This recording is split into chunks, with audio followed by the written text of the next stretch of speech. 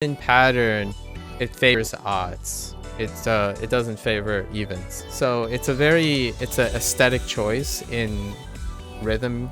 Like when you're saying like you're drumming or singing, it's kind of cool, or it feels kind of nice to hear odd number of notes. I don't know why that's the case, or maybe music songwriters just decided that the songs that were picked, for whatever reason, odd numbers are more recurring in Osu standard. At least if we're talking about Osu. So like pentas, 3s, 5s, and 7s occur a lot more than 2s, 4s, and 6s. Because if you think about it, like triples compared to doubles, which one occurs more often? And then pentas compared to 4s, which one occurs more often? And I don't have like the super raw stats, but the tendency of our play style reflects the tendencies of how often they come up. I was thinking it has something to do with general tendency to lead with one finger. I do not relate to that, so I can't really tell you that. But if it's an odd, it would have double the amount of hit. It would have a percentage increase in actuation.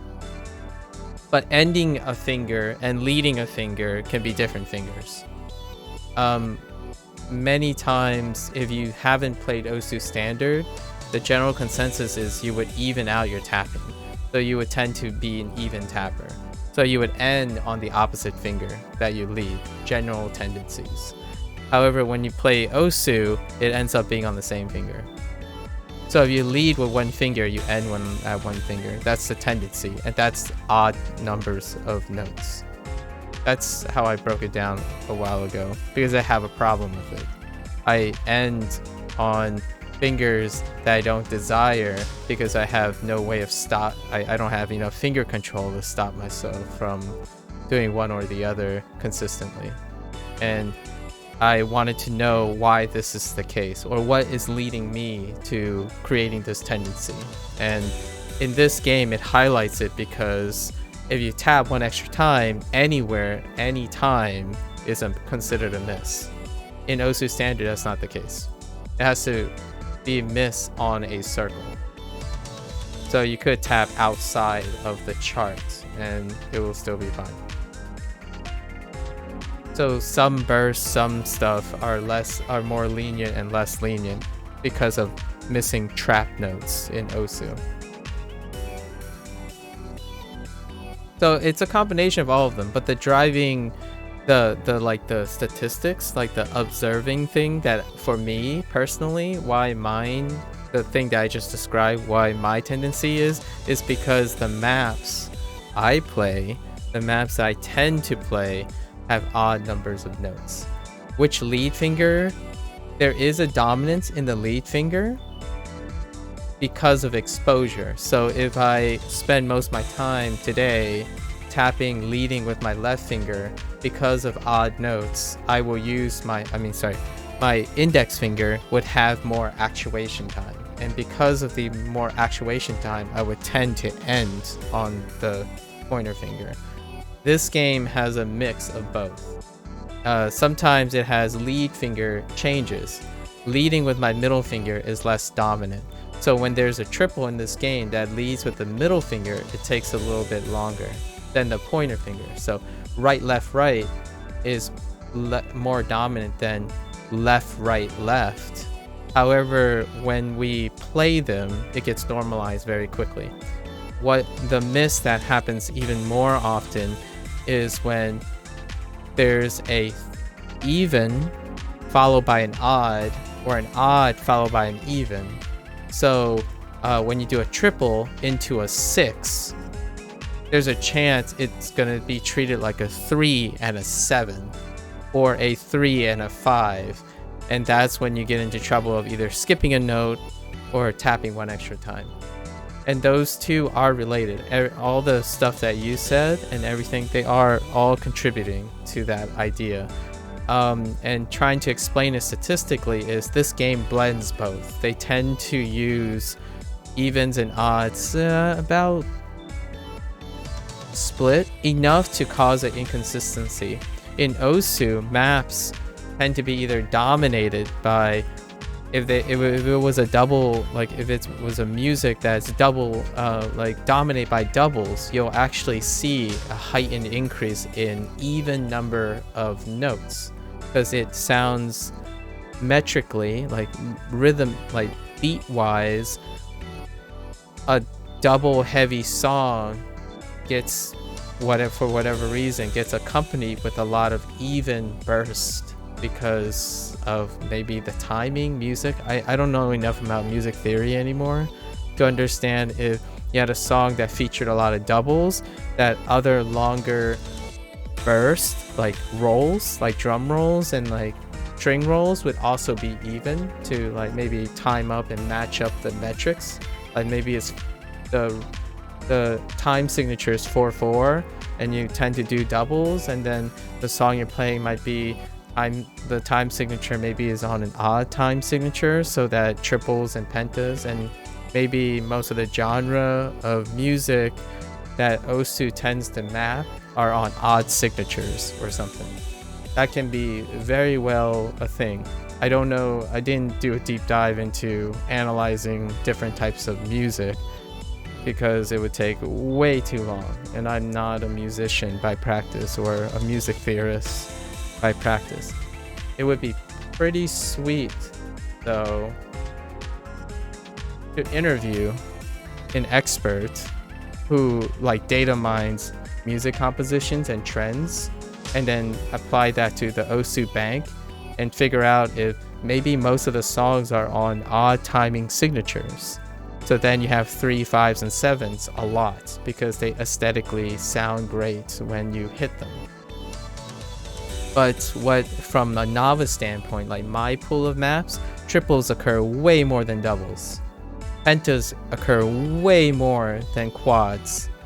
So odds create asymmetry in finger actuation. Evens don't.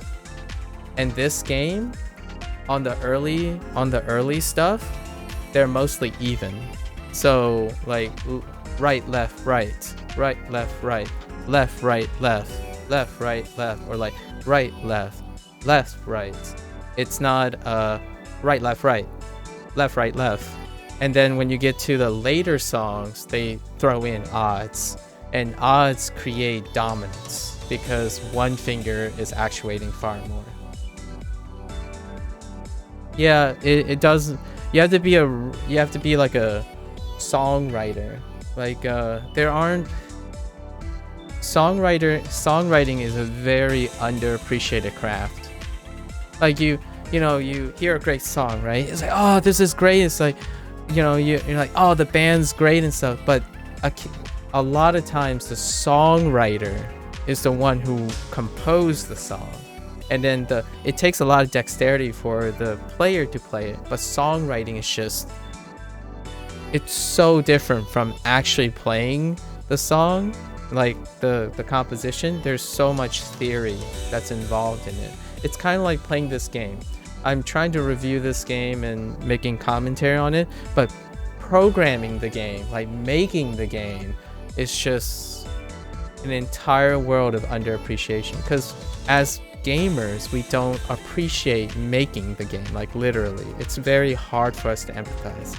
And when we listen to a song, the whole product is there, but the process of writing the song is just completely different. So when I always talk about my appreciation for music, I tend to make sure that I'm not giving people the impression that I enjoy music and I'm a musician, but I am not a songwriter or a composer.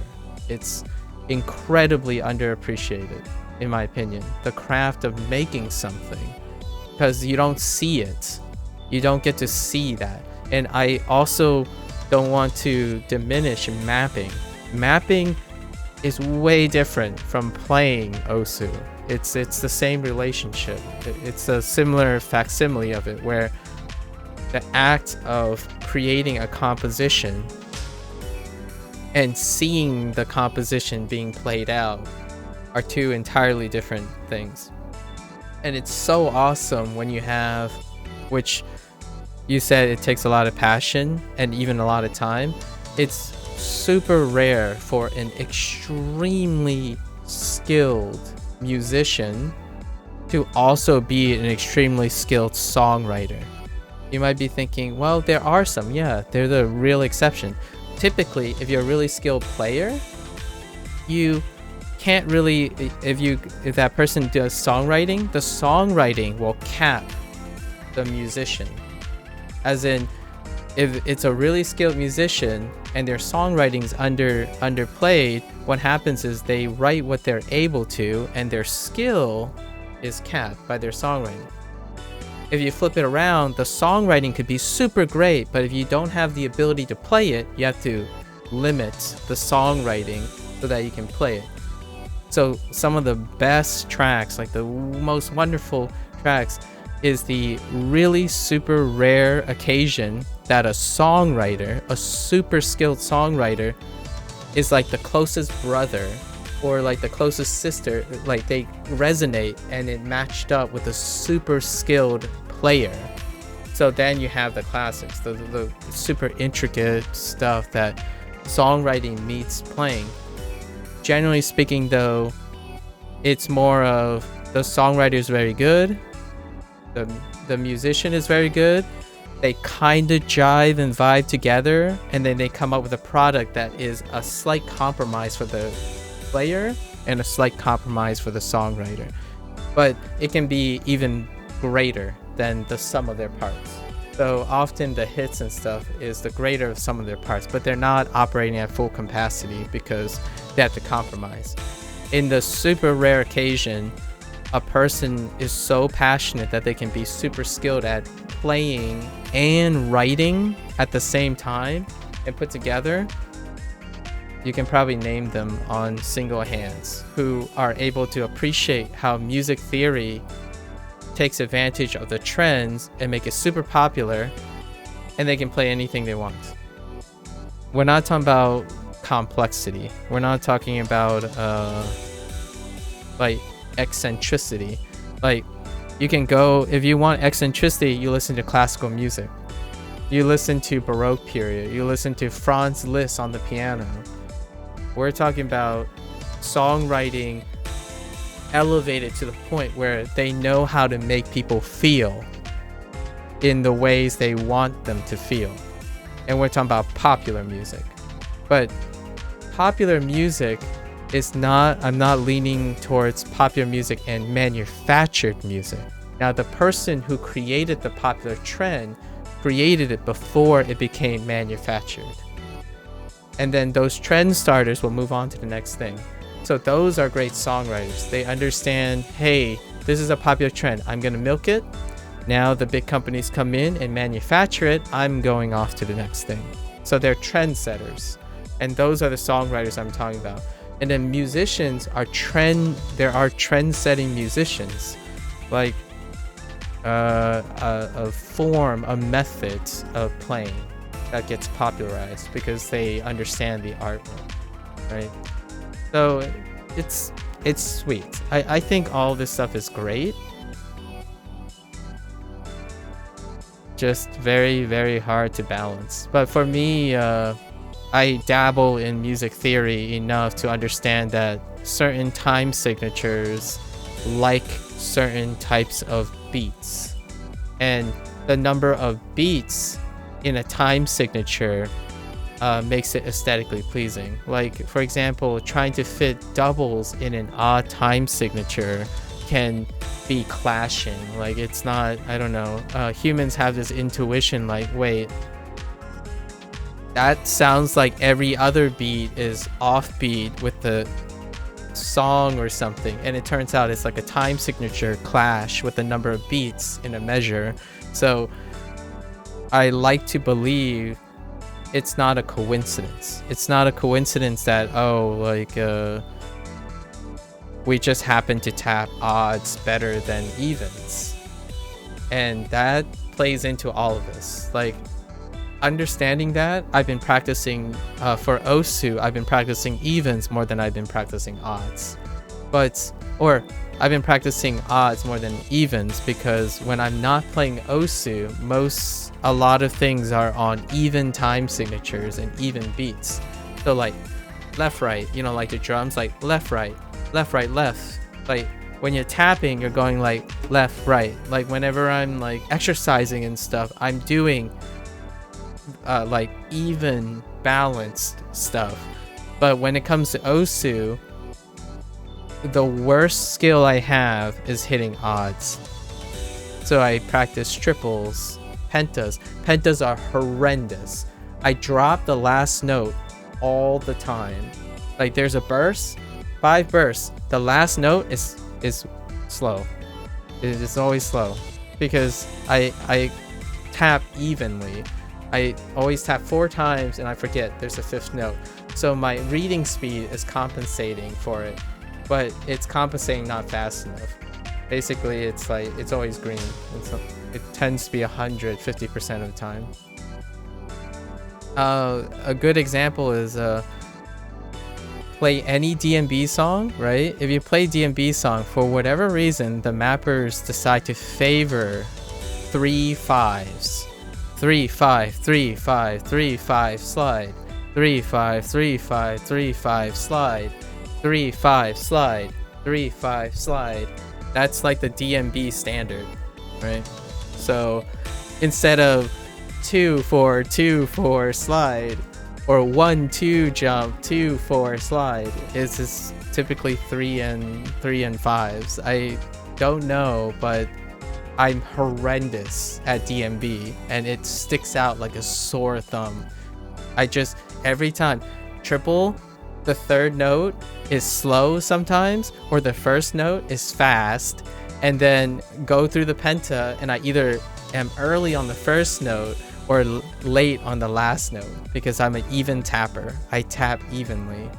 I as a musician, right, as a violinist, almost all the pieces I played in classical tends to be an even time signature. So you're always playing quarter notes. You frame everything around quarter notes. There are 4 beats per measure. And coming into the hipper stuff, this is the deep cut on why whenever Sun's around and Copper's around, and I always say, I'm not hip enough for this. Hip means playing on odd time signatures and like tapping in odds. Like I'm not hip enough yet. It's hip as in nowadays, since people aren't classically trained musicians or like people who play even time signatures, they're awfully just whatever time signatures. So you guys grow up being exposed to a completely different frame of mind than I do. I generally think like, hey, a full cycle is tapping every evenly, like the alternating perspective, right? But man, those like you know, those songs that go like jump jump jump and then triple into another triple, jump jump jump, all I can see is triple triple 6 notes. Like I see a 6 divided into 2, and I would be early in between, in the middle of the 2 triples. So I'm trying to orient myself. It's like it's a triple pause triple. It's not a 1 2 3 4 5 6 and then running across. It's a triple pause triple. And Sun would come in and say like, what do you mean, Mac? Just slurp the triples. You just slurp them up. They're the easiest things. Like 4s are the easiest things. Quarter notes are the easiest things. Or half notes, not half notes, sorry. 8th notes. So in classical music, quarter notes is where you start. 1 2 3 4. I'm doing this because I used to play the violin, right? 1 2 3 4. And then how you get doubles? 1 2 3 4. I mean 1 and a 2 and a 3 and a 4 and a. So you divide the quarters into 8th notes, and they're even still. You just divide quarter notes, or you double the quarter note, so you get a half note. So instead of doing 1, 2, 3, 4, you go 1, 2, 3, 4. So you're counting 2 per things. I started tapping evenly, but my higher rank said that I'm shooting myself in the foot because I'm starting patterns with different fingers for no reason without... Yes, exactly. You're a full alt player, right? If you're a full alt player, you would... Oh, no, you're not? Oh, so you're doing what I'm doing. Yeah, I'm not a full alt player, but I'm starting patterns on different fingers. And it was pretty clear that one is weaker than the other. I totally can empathize with that. I say it all the time. You lead with your ring finger. I lead with my pointer finger on anything 5 or lower, but I lead with my middle finger on anything 5 or greater. So like on 5s, occasionally it would be different lead fingers and it would... So it gets really confused, but my goal is to balance all of it out. Like instead of having a lead finger, I would love to. So like I single tap on my pointer finger and single tap on my middle finger, which if I single tap on my middle finger, I lead into a triple on my pointer finger, which is stronger than tapping on my pointer finger and leading into a triple on my middle finger. They're not less accurate. One is just slower than the other. So when I'm playing like 9.5 or at the edge, it would be preferable that I single tap on my middle finger and lead in on my pointer finger because the dexterity leading is faster. And it creates a crazy inconsistency. But one thing to say is the silver lining is I can lead with both fingers a lot more than someone who dominates by one finger, but it's at the sacrifice of consistency because you double the amount of time that it's required to train yourself to do that, and every time you're doing the other thing, you're not doing the other thing. So if you're constantly leading with your pointer finger, you're not constantly leading with your middle finger. So ultimately you get an averaging effect, and that averaging effect lowers your consistency. That's the trade-off. Would I give it up? Not really. That's why I'm okay with where I am in OSU. It will be very difficult it's a lot more difficult for me to raise my consistency than someone who consistently start on the same finger. Like if they always lead on the same finger, it creates consistency.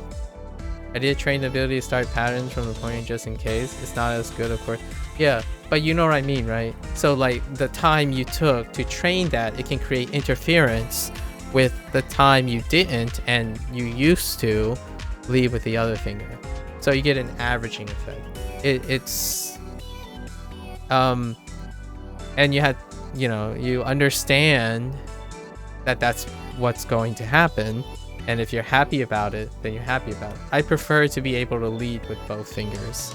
So I half alt and half single tap on both fingers. So whenever a song gets through in OSU, you can see that my pointer finger and middle finger are about close in actuation time. Like how many times they tapped. But I'm not alting. Like I'm not full alting. It's just I single tap with my middle finger, and then the next thing I do is single tap with my index finger. So I go back and forth. Pointer, single tap sometimes, and then the next time it's my middle finger, then back and forth. So I single tap with both fingers, as opposed to I single tap with one finger and then I alternate for burst and whatnot. So, and you always lead with one finger. I do both, and it diverts the consistency. So I can explain why I'm less consistent, especially when it deals with transitioning between lead fingers. If I'm caught in a map transitioning between different lead fingers, like 1-2 jumps straight into a burst, any of those recurring patterns can flip the lead finger. So the moment those patterns occur enough and flip the lead finger, every time it hits on a less dominant lead finger, it would be less consistent than the one that's more comfortable. Depending on the pattern, the other finger could be more dominant, as in it feels more comfortable on the other finger. Like for example, 1-2 jumps into a thirds, so it's slower. It would be my less dominant finger. It's better. My less dominant finger is slower, but it has more finger control. The more dominant finger is faster and it's prone to better for speed. It loses finger control at the expense of speed because of my tendencies. The faster you go, the more training you require in finger control in order to maintain the consistency of that speed. So that's also a thing that I've considered trying to balance out a little bit. That might be way more than you wanted to know about that stuff, but that's personal information that I've kept for myself. You know, like when I'm training and stuff, this is what I learn about myself. I can explain the inconsistency at least to a greater extent than just feeling it. I don't like trusting my feelings, so feelings are very untrustworthy.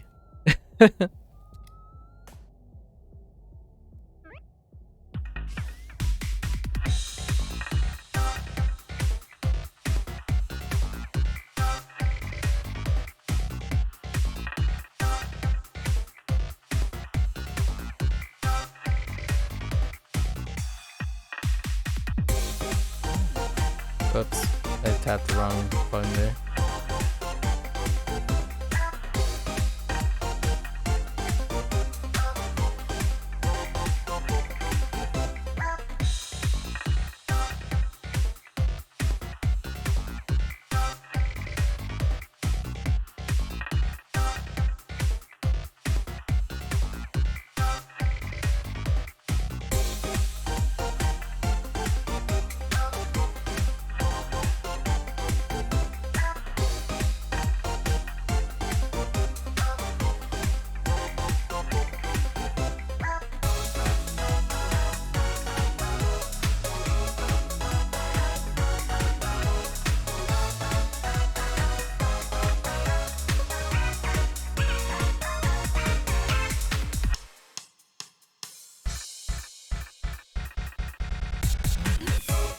Oops, I hit my spacebar a little too late on the second one. Whoops, that's a wrong input.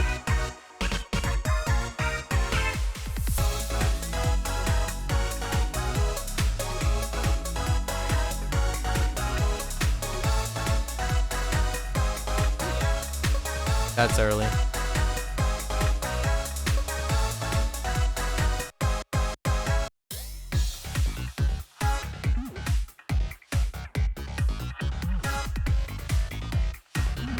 Dude, it's so hard to transition into a sugar rush without... See, now I visually associate triples and doubles with their actual input. So when I hit sugar rush, it just throws everything out of whack. Like, the moment... I know those are doubles, but because of the visual association of what a double looks like in a triple, the moment I sugar rush, everything just goes out the window. Sugar rush is so much more distracting. Last thing I wanted to mention, because I feel like it's a bit funny, I had a leftover habit from the time I used to do what you described. Sometimes I start a series of singles with pointer, but single tap the rest of them with ring. Yeah, I had it. Yeah. So here's the thing, right? With all this said, it sounds confusing. It sounds like I'm giving up stuff, or it sounds like I'm compromising. The idea is, when you're given a task, if you can deconstruct these things, you can choose to orient your mindset and be appropriate for it in the time. Like for me, I don't expect myself to be playing Osu forever, like to the end of time or indefinitely. So when I need to adjust to a new game or adjust to a new task, I know enough about what I used to do, and I can choose to entrain it against it. So the idea is I'm preserving my dynamics. I'm not going to become a specialist in this way, but I don't want to be stuck in a habit because for me, the most rewarding thing is to be able to do a lot of things. Not a lot of things well, but not a few things best. Because these tasks aren't monumentally what I favor the most. In terms of like its application. Obviously, communication, psychology, being able to be dynamic is what I'm specializing. So you can even say my troubles in OSU and my troubles in games overall is a confirmation of the trade-off and compromises that I have made to be a dynamic person. So not only does when I have trouble reaching a score set by this to be that good, is I know it means what I'm doing is a proper trade-off. Yeah. So the idea is I want to be, when someone needs me for something, right? Or when someone talks to me with something, I need to at least appear competent most of the time. So if you ask yourself, if your goal is to always feel competent, stop being a specialist. That's unfortunate. That's the truth. The more you specialize in something, the more you're sacrificing your competence in everything else. So you have to ask yourself, which one's more important? You can balance it. You can be even, you can take away some of your time from OSU and then divvy it up along other things, and you'll be more competent overall in the other things. But it's a choice you have to make, and being understanding to yourself, telling yourself that, yeah, these are sacrifices I'm making for gains that I'm gaining. It helps with emotional stability. It helps with knowing that you've made the choice and these are realistic outcomes, right? I want to be great in science. What am I trading off? Well, I can't be great in everything else. Okay, being great in science isn't going to make me a great basketball player. Those are really obvious choices, but there are subtle choices. Like being great at streaming, a stream stamina player in OSU will take time away from making you a great jump player. And you might be saying, whoa, there are players that look like they're great at everything. It's because the system favors that. Like there's a minimal amount of things that can be enough. So those people's caps are just relatively higher.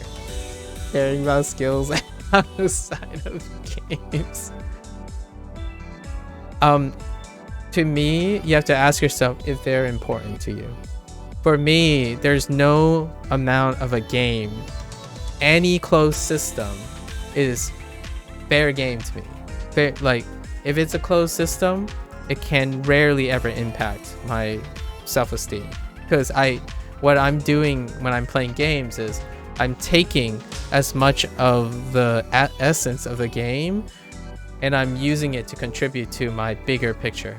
So closed systems are what I study most of the time, and video games are wonderful because they're literally closed systems. There are you try your best to try to open the system, but the system is closed off, so you can study it in its entirety. And that's the fun part about being outside the game all the time. If your mindset is always outside the game, you're always looking from the outside in. Trade-off, you can't be great in the system then. You're trading off being a participant in the system. So like, what's a good example in music games? Tapping off rhythm.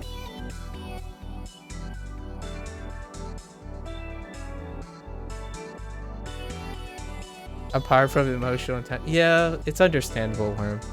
Intuitively, so this is what I mean by earlier I was talking about passive learning and active learning.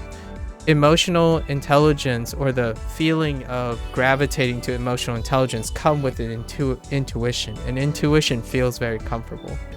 I think intellectual intelligence is overvalued, not for the reasons of, hey, it's great to be smart. It's just a lot of intellectual intelligence is non-intuitive.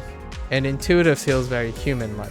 When something has a component of intuition, like feeling a beat, feeling a rhythm, feeling how you feel about difficulty and stuff, it's very at home. It's rehearsed, and you're constantly training that. So it's a very comforting feeling.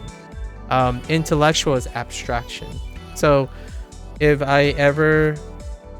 there's one gold standard to measure someone's intellectual intelligence, and it's abstraction. If you want a creative outlet that is indefinitely feedback that can compete with emotional intelligence. Emotional intelligence is endless. You're a human being. Pretty much anything can be emotionally interpreted. It constantly feeds you. There's no end to emotional intelligence. Intellectual intelligence, that competitive outlet is abstraction. So if you participate in a hobby that has no closed system for abstraction, that's the equivalent. So what is an example of that? Abstract art, writing, all the stuff that's like you don't know if it's good or bad. That's why it's the equivalent of emotional intelligence. When you're playing a video game, that's not true. Video game is the lowest form of intellectual intelligence. Or what I mean is not lowest as in like it's bad or good. It's lowest as in it's a low barrier for engaging intellectual intelligence without feeling like, dude, where do I start? Like, for example, if you go to the top level of abstraction, create a masterpiece artwork right now. Your head would be like, say what? Like, where do you even start? What are the rules? Like, what do I practice? How do I know if it's the best piece of artwork? You don't.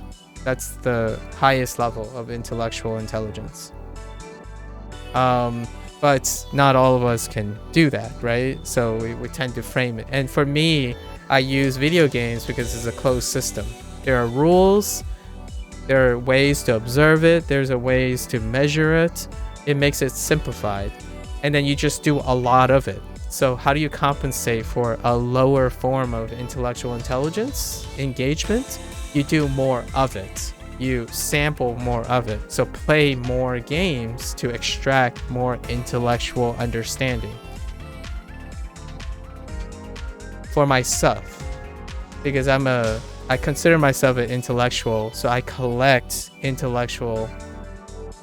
more or less intellectual property and ideas from video games. I don't have a grand emotional investment in a game.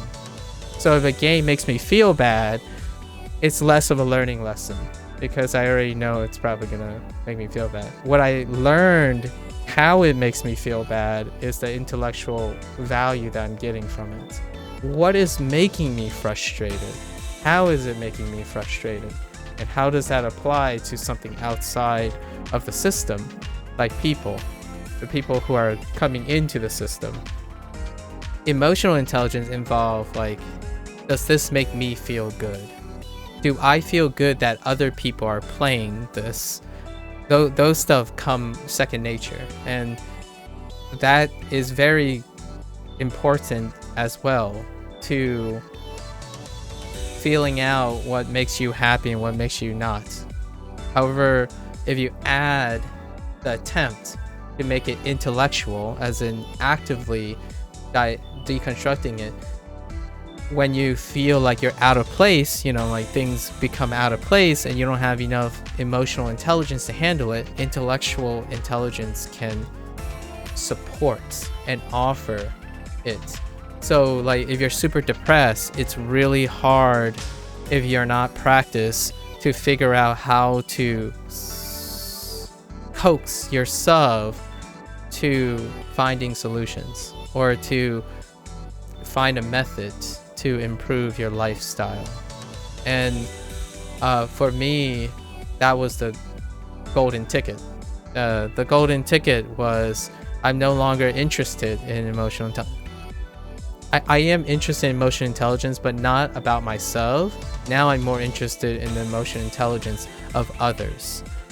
So it became more of an intellectual engagement to understand the emotional intelligence of other people. So now it's a combination of both. So whenever I'm interacting with you or Coffers or something, I'm extracting more what I would deem more value. So every sentence you say to me, every sentence you type, I'm looking for more than just, oh, how I feel about it. So that's what I mean by increasing active participation. So what does that do for games?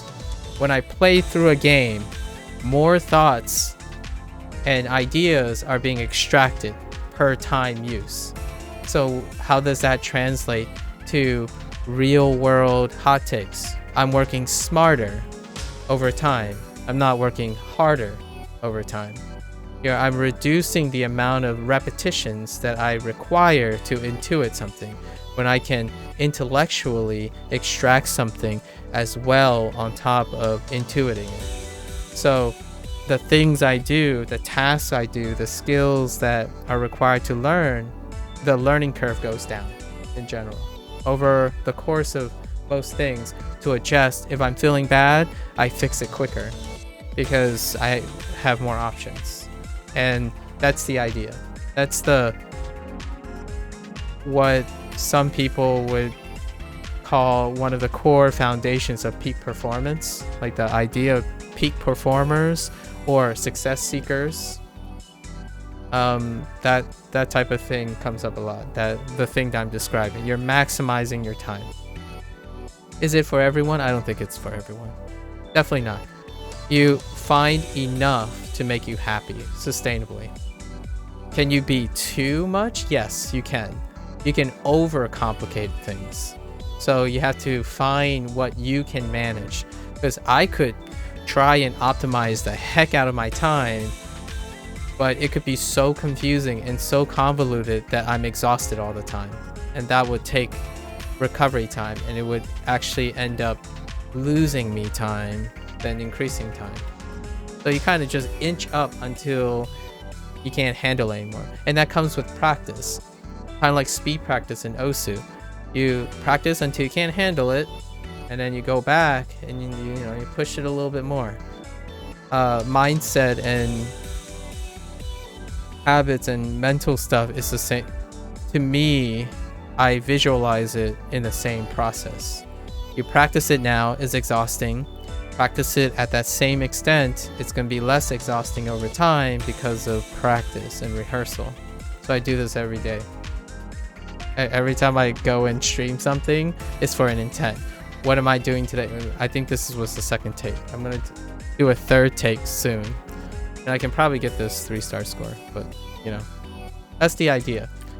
Learning fast doesn't necessarily mean always learning the best. Sometimes slowing down is great too. It's the inherent nature of extracting more for time. I could be bumbling through stuff because I'm extracting more. So my improvements could slow down because I have to slow down to extract more information per attempt. So the number of attempts could go down, but the overall time could still be the same as someone who just goes in and play this map 100 times. And there's a chance this person played this map 100 times to reach the same goal that I played the map 20 times, but it's the same amount of total time that we spent investing in getting to that same point. It's just I did it less because I'm using that time that person was just doing to learn it in a different way, to abstract it, to do a bit of playing and a bit of thinking. And that's kind of the trade-off that you have. So it doesn't guarantee that my approach makes you faster. It's the approach that I am most comfortable with. And then from time to time, I would do what Sun does and just bootstrap. Just play it a couple of times, like just keep playing it and see what happens. And clearly I'm under practice. At least that's what I learned earlier this month. I'm only playing these things 3 times because of that. It's my optimal performance.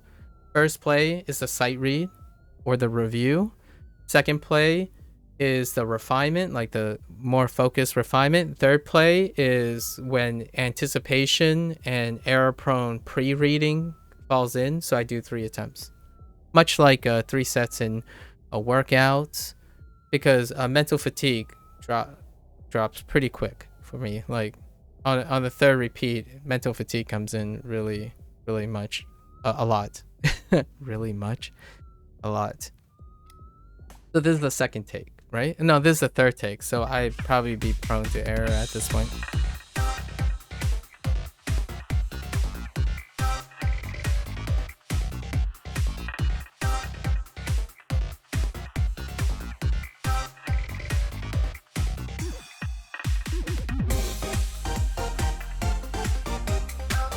That was not intentional. I had an intrusive thought.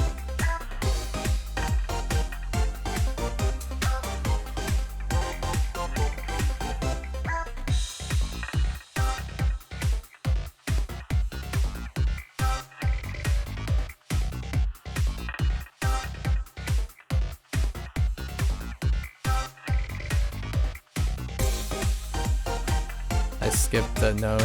Whoops.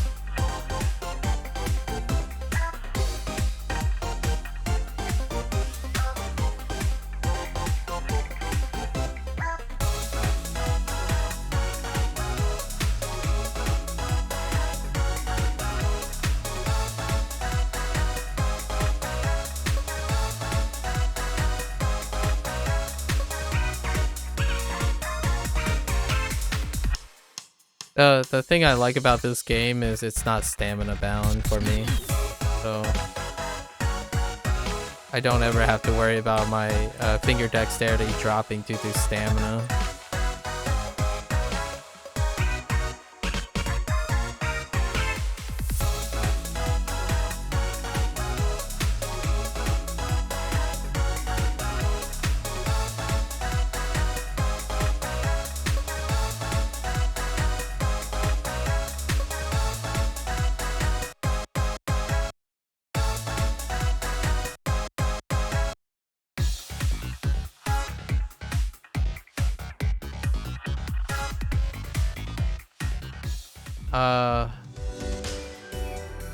One thing that will always that is ever present is I have a very finite amount of mental diligence, and it comes with repeating something, and I don't know if I want to train that too much, because it keeps me thinking of new things in a short amount of period of time.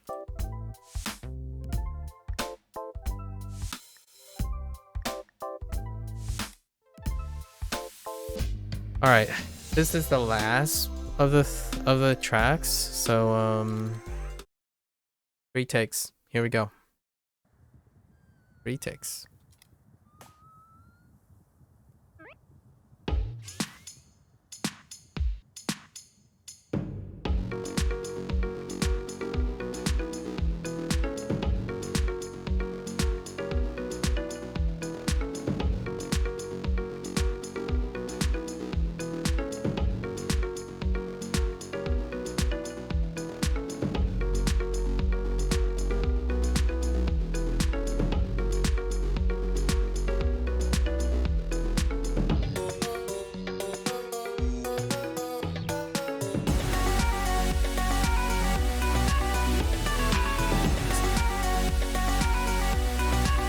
That's what I mean. I tap 1 extra time here.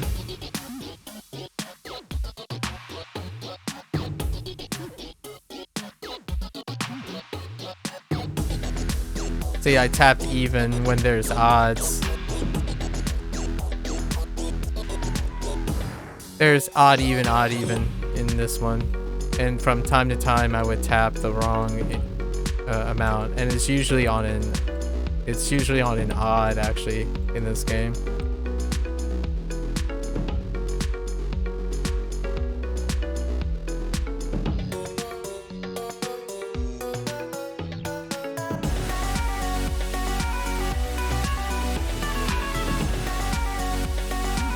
I tapped 4 times. See, I dropped the 5th note. I tapped only 4 times there.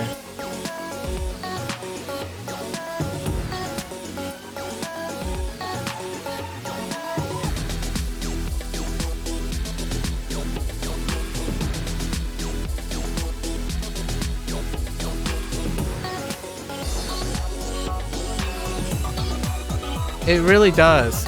It just makes it feel like I can comfortably play this all the time. It's kind of a nice change. I like it.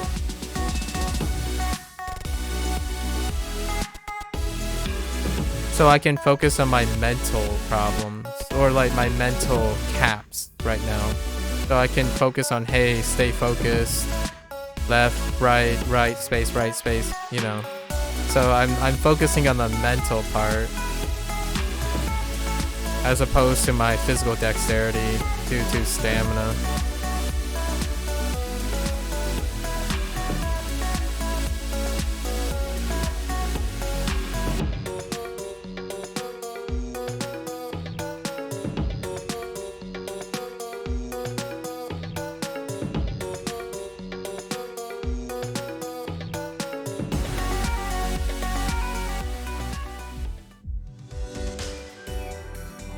Although the burn in the hand sometimes feels satisfying, I would imagine if you're used to it.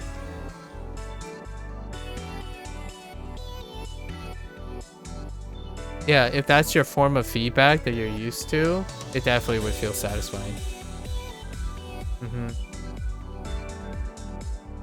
There comes the satisfaction of doing. Here's a mindset that is going to be a terrible, it's going to be a contrarian hot take, but the burning sensation is a concept. It's a conventional wisdom that has been reiterated to the point where an incredible number of generation of people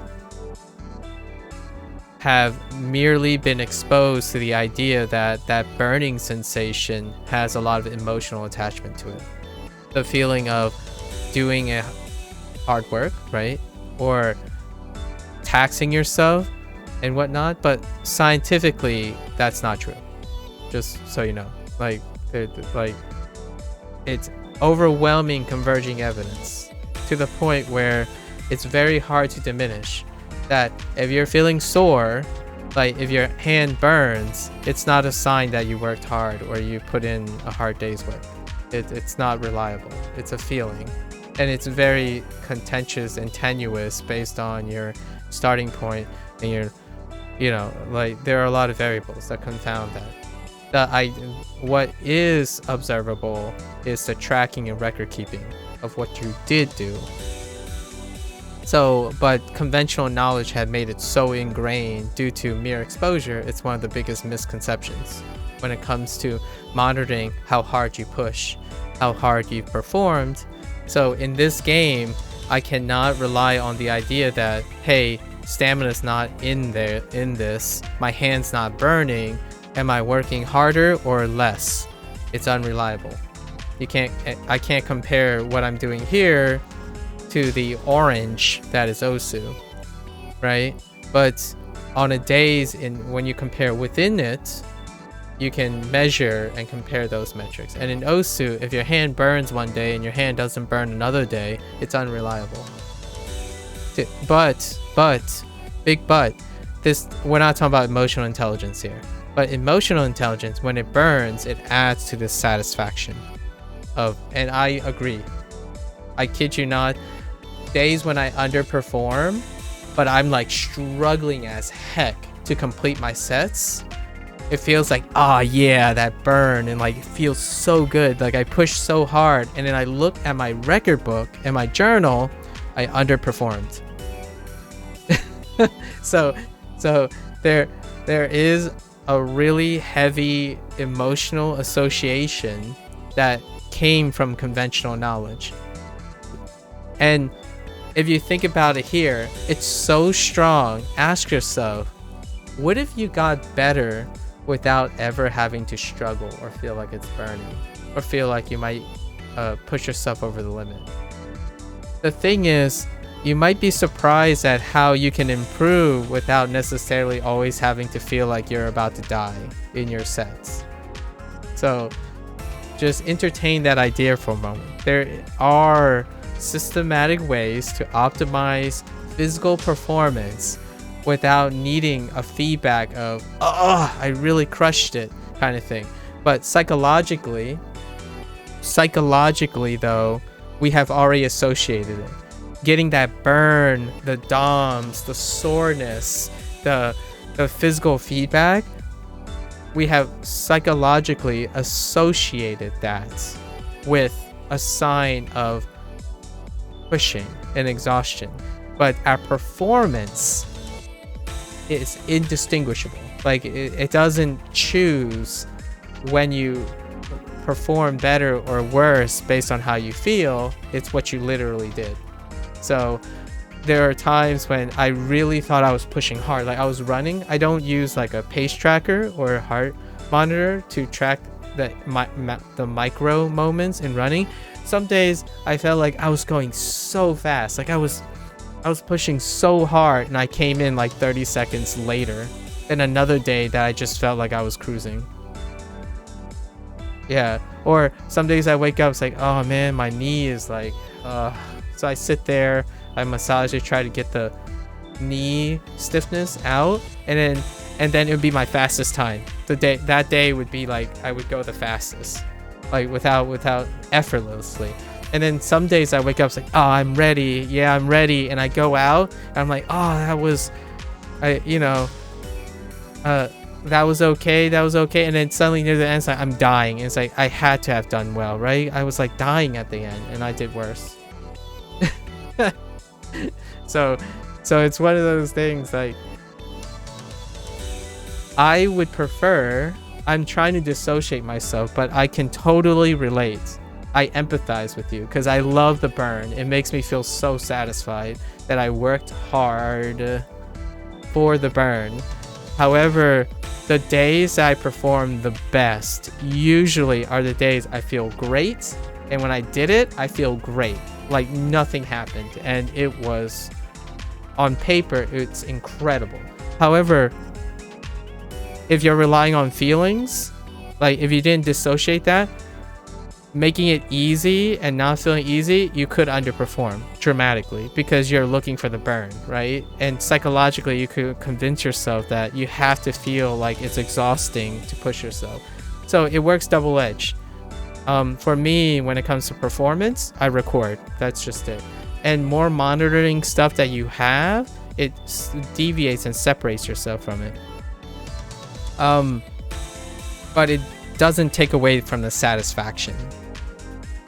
Because I do actually feel a little dissatisfied when I run my fastest time and didn't feel like anything.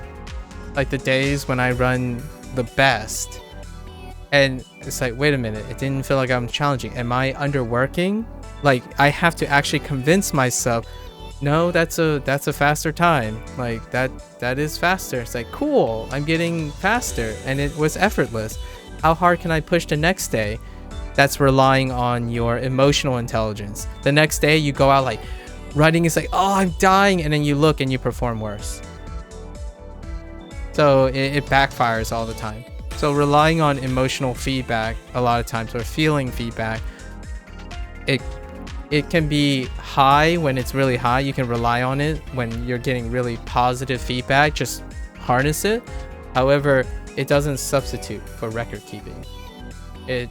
I think one of the greatest grains of salt wisdom that can drive someone to not have too many missteps is the idea that record something you can measure that isn't feeling dependent, or as far removed as possible that's feeling dependent, and use that as a way to gauge your satisfaction and stuff, and how reliable your emotions are. Emotions can become reliable if it has a tether to performance. So for Osu, for example, my emotions were stabilized because I measured enough to know that, yeah, this is about where I thought I would be. And then it was confirmed, and then how do I feel about it? Pretty satisfied. It's pretty much where I think I am, and great. What's the next step? Improving. Not a method for everyone. If you're a hype train guy, go for it. Hype train guys, I can't deny hype train guys. When you're hot, you're hot. You're just incredibly hot until you're not, right? But for that time, you can maximize your hot ride to the sun. And that worked when I was younger. So I can't deny that it doesn't work, for sure. I know a lot about burning sensation. My arms before and after. That's interesting because I didn't hear a top player talk about recording and mostly hear them talk about feeling. Yes. Survival bias. Yes. They are the exception. We have to remember, top player, right? Top player worm. They got to the top through a method that worked for them. Also, they already made it, which is your survival bias, which is exceptional. It's great to understand about survival bias if anyone's interested. Like when you succeed and then you look back on what made them succeed, the process is lost, generally speaking. A lot of details of the process. But the people that survive that way are the people that are doing these things. What are all the other people doing? So what are the people that are running your corporations or making $1 million off of your platform by sitting there? What are the other methods that are happening that consistently churn out people with money or people with success? So the idea is, it's great that those top players made it with their model, but what is the larger scheme? Their models apply for the rest of the population. I would argue it's a mixed bag. I'm actually not arguing for what I just described as the majority. I'm saying that it's probably a mixed bag. Just that the game, the system, right? Osu's top players, the system can favor that. Systems can favor different approaches. So one of the approach that I'm suggesting is appropriate for other things. Probably not Osu. You already see where my Osu rank is, right? You already saw my Osu proficiency. It clearly doesn't work. Like, it's not optimized for Osu. I could change it and like tweak it to try to get higher. That's the idea. But it tells you, the top players kind of sort of tell you about what the system encourages. So you can technically model after them if you want. The idea is you have to assume that you can. So the choice is yours. If you look at the top player and you say you can, go for it. I look at the top player and I say I can't, or I can't right now, and I'm not willing to invest and retrain my approach because I have other goals. My goals do not include being a top Osu player. Do I want to? No, not really. Do I think I realistically can? No, not really either. That's what motivates me to not take that course of path. I can optimize myself to be well more valuable in other things, and that makes me feel better. And then being great at tapping something. It's not to diminish it, because they can take that mindset, right? So those top players, if they want to pivot to something else, if they were keeping track of how they're feeling and stuff, all that stuff, they can take it and channel into something else. In case like Osu, I don't know, fix a faceplant or something. So you can take what you do best and mold it again. And I hope that's what games teach people, indirectly or intuitively. I am not a instructor or professor that didn't use, like, I am a professor that used gaming theory to engage and teach students, and it's very applicable and encouraging and useful. One of my favorite content creators who is starting a program that awards college credit to learn the foundations through interaction and methods that are common to YouTube. And then when they're done with those, they can transfer those accredited credits and into a university, or like a appropriate collaborating university. So it is possible to translate a lot of the stuff that you do every day, iterate on them, and apply them to other things. It will maximize the value. Like, you know that feeling when a game ends or a game closes and you start thinking, well, I'm never going to use this skill again. Or like, man, I wish it didn't have to end because I invested so much. It doesn't. You're going to extract that skill. It's not to say that it's 100%. You'll get diminished returns, but it makes it feel less bittersweet. It makes it feel less bitter in the bittersweetness. MMORPGs is one of the worst feelings inherently, intuitively. If you're an emotional intelligent person and you play an MMO and that MMO finally closes the door after 7 or 10 years, you are an emotional train wreck. Like, there's so much ambivalence because the whole time you were playing the MMO, you treat it like a closed system. You treat it like you weren't nurturing friendship, nurturing relationships with other people, nurturing communication. Some people actually do say, I literally went through this several times because I played 4 MMOs and they've closed down and we've had like friends and stuff. When the close is imminent, they would say things like, man, I spent so much time, it's all gonna just go up in smoke. It's like, and this person's talking to me, you mean I'm not part of that value system? So are we gonna play the next game together? It's like, well, you know, now I have to go and focus on my job and stuff. It's like, oh, okay, so I'm not part of your value system. That's fine. But remember that you are determining the value that's transferable and caring. You can't, and mind you, this is what happens a lot. They blame the developer for undervaluing their dedication. It's like, well, what I see is all the time I played this game is indirectly invested in a person who clearly doesn't want to play the next game together.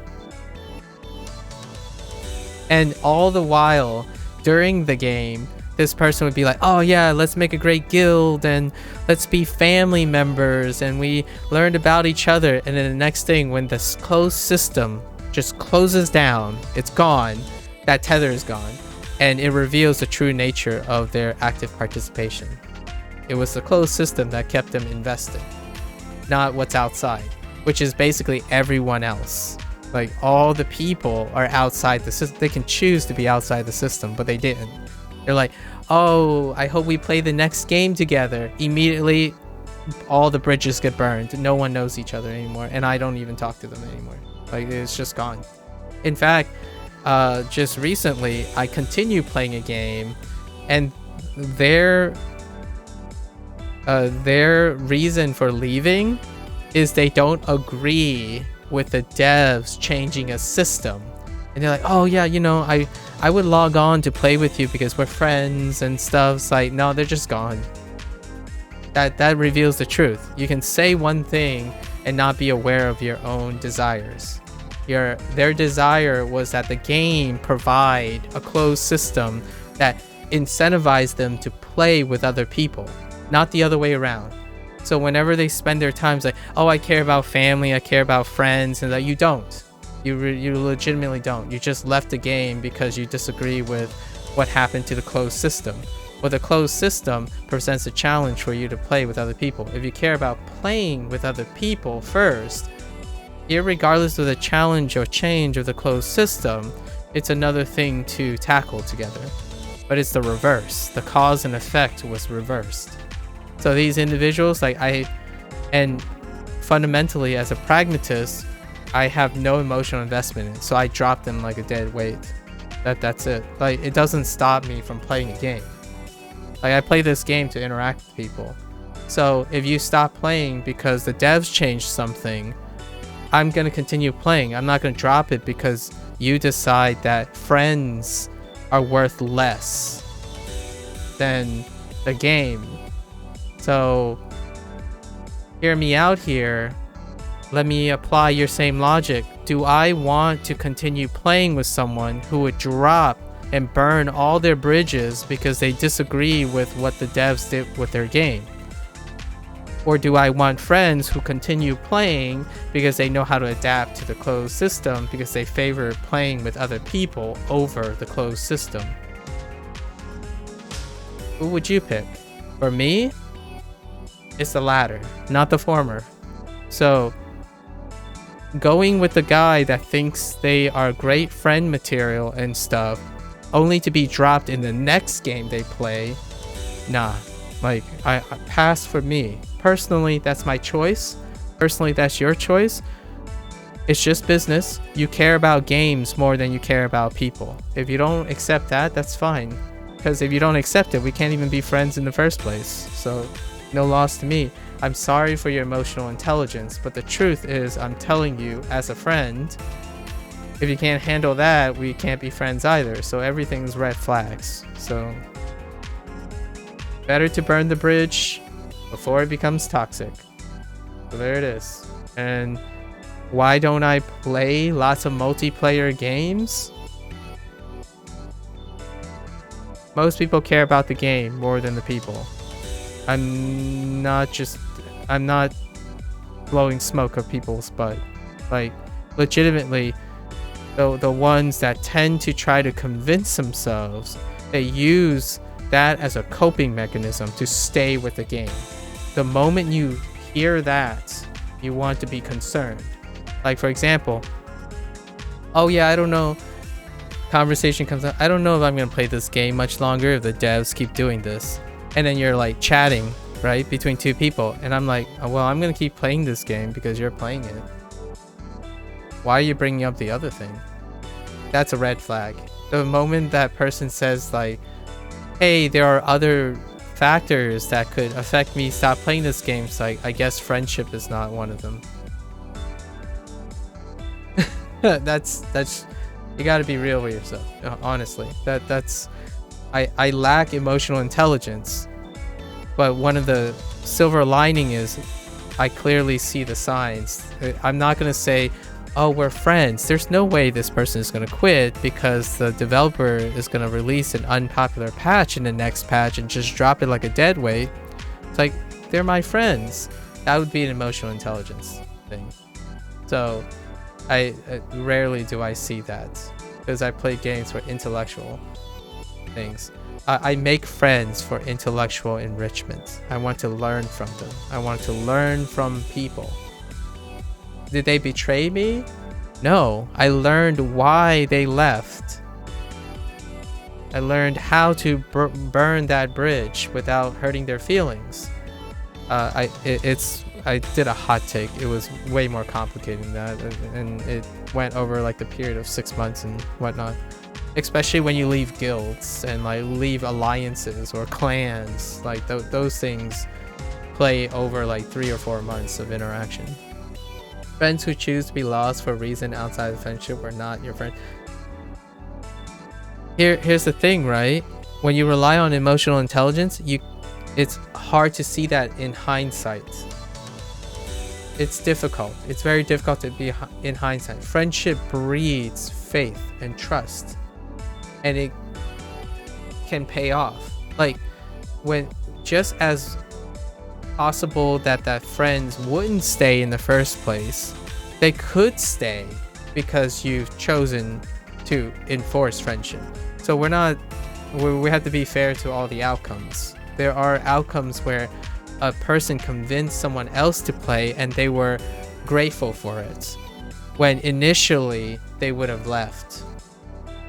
So that's kind of like encouraging someone to lose weight or get in fitness, but they didn't want to because the next hurdle would cause them to quit. So that's a support system. So viewing one or the other, it could be a combination. I just chose, that's the compromise I did. I did not choose to try to keep them in the game. However, I told them that already in advance, that I am not an individual that would pigeonhole someone for my own benefit. Like, if I wanted them to stay and play with me, I am not a person who even think about that. I don't ask people to do things for me if they don't want to do it. However, friendship and loyalty, duty, yeah, I know I said duty, that takes priority a lot of times, and it can sway people. So I don't have a lot of friends in gaming because I don't strong arm, I don't provide persuasives like, am I worth it? I don't bring up that type of line of thinking. I don't tell people that I'm worth more than a video game because I can't know that from their perspective. So I wouldn't try in the first place. So do I have anybody that I play regularly in video games? I don't. Do I know a lot of people who play video games that I have played and we talk about it, but I'm not playing it? Yes, absolutely. Incredible amount of it.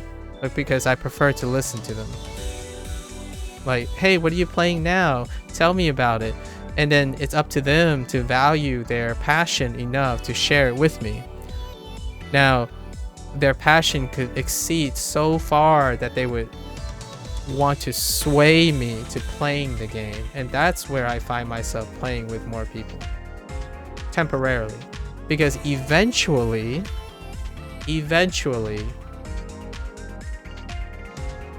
I would say 8 out of the 10 times,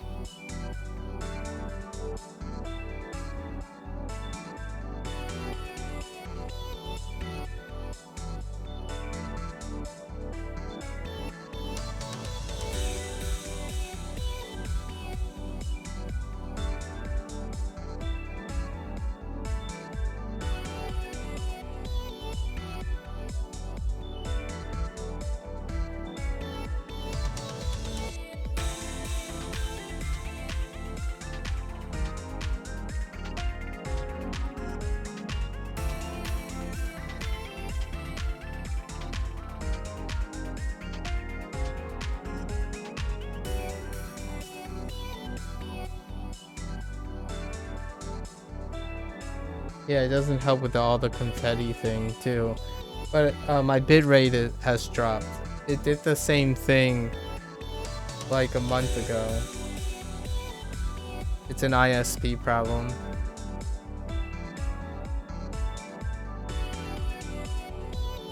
Usually I would take like a bathroom break and see if the bitrate comes back. Okay, we're back. So in the next 5 or 10 seconds, the frame rate should be normalizing. The ISP has hiccups during specific times of the day randomly. It's due to the interference, you know. So all this stuff should be back. Yeah, it happens. ISP changes happen, like maybe maintenance or something. It happens. Like over the 4 years, maybe 15 times the ISP just drops, and then you just have to call it a day, and then come back. Maintenance, down it, outage, it happens. So it's understandable. But thanks for telling me. I'm glad. If this ever happens, please do say something, because I would just pause and wait for the bitrate to come back. It's one of the inconveniences of potential ISP drops. Anyways, I don't know what I was talking about, but in the end, friendship is tenuous, so you have to either want to seek it a lot or not. But when it comes to video games, man,